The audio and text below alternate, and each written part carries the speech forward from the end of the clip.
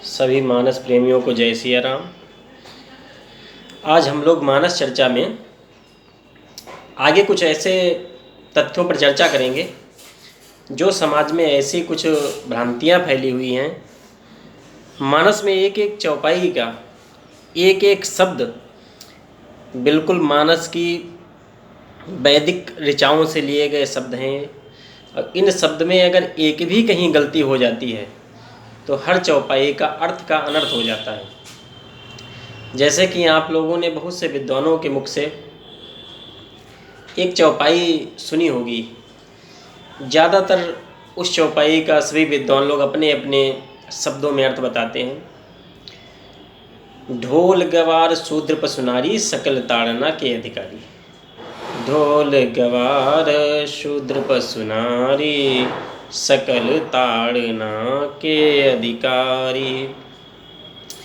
ये चौपाई ऐसी चौपाई है, इसके अर्थ जितने भी विद्वानों ने बताए हैं, हर विद्वान का अपना अलग अलग मत है, लेकिन सही शब्दों में अर्थ इसका क्या है हम आपको अपने शब्दों में कुछ बताना चाहते हैं। लिखा है ढोल गवार शूद्र पशुनारी सकल ताड़ना के अधिकारी।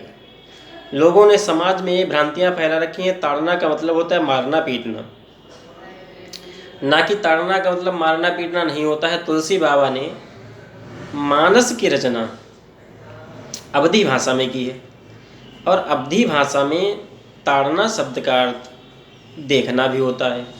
किसी व्यक्ति को अगर समानता से आप देख रहे हैं तो उसे भी ताड़ना शब्द से ही आंका जाता है, ताड़ना शब्द ही उसे बोला जाता है। तो तुलसी बाबा ने ज़्यादातर रामचरितमानस में अवधी शब्दों का प्रयोग किया है।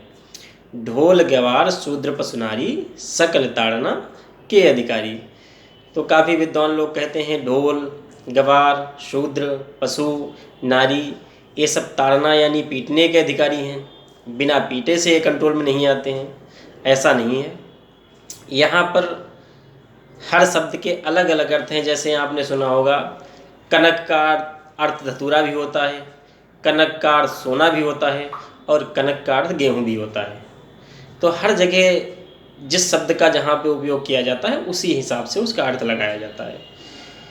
ढोल का मतलब ढोल गवार शुद्ध पशुनारी। अगर आप ढोल को यहाँ पर ताड़न का अर्थ क्या होगा, यदि आप ढोल को समानता से ताड़ेंगे, समानता का मतलब अपने अधिकार से, यदि आपने उसे ताल के साथ स्वर के साथ ताड़ना पीटना शुरू किया तब तो वो अच्छी ध्वनि देता है।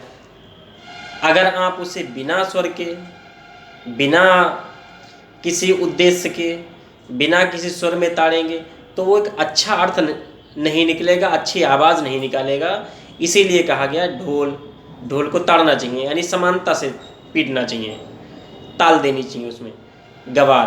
गवार का मतलब होता है कि एक ऐसा व्यक्ति जो किसी कार्य को करने में अनभिज्ञ हो।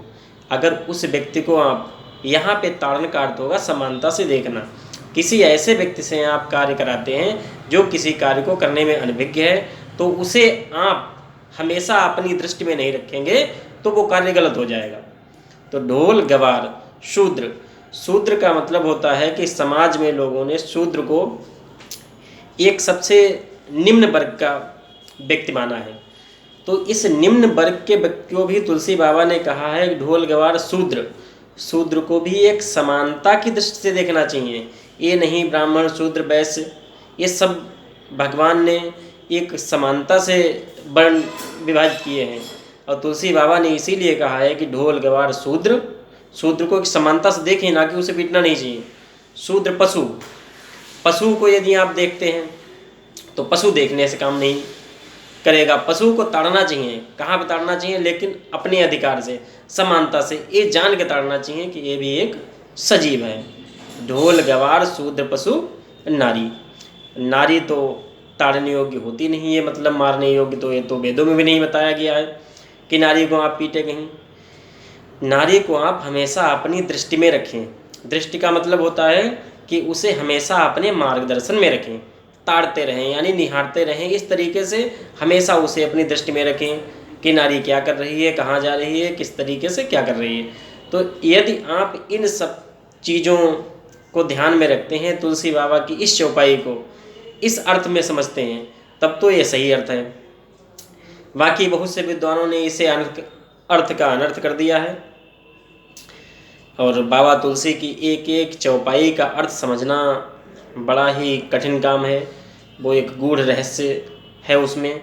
जो भी व्यक्ति एक भी चौपाई को अपने जीवन में उतार लेगा तो उस एक चौपाई को जीवन में उतारने से, मूल मंत्र मानने से जीवन साकार हो जाएगा, मनुष्य का कल्याण हो जाएगा। और आज के लिए इतना ही। जय सिया राम।